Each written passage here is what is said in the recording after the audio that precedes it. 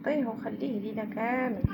هذا هو المشروب المنقذ عندي من مورا العيد، وماشي غير عندي، كاع المشتركات اللي عندي كنصحهم به، ممتاز بزاف، كيقلل الشهية، كيقلل الانتفاخات، وأهم حاجة ما كيخليكش أنك تجوعي بالمرة، وكذلك كيحسن من الهضم. فالبنات اللي شبعوا مناضة وشبعوا أو ميم طون ماكلة اللي فيها كربوهيدرات بنسبة عالية وباغيين أنهم يتخلصوا من الاحتباس ديال الماء وكذلك الانتفاخ، فهو ممتاز بزاف.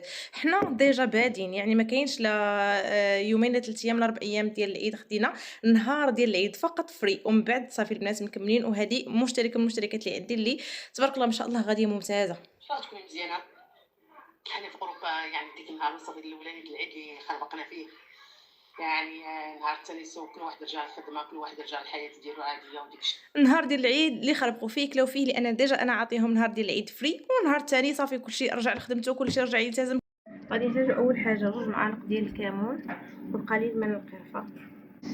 انا غنديرهم في هذا ديال العصير، نديرهم في اي قرعه، ومن بعد كنكبوا عليهم الماء طايب. صافي غطيه وخليه ليلة كامل.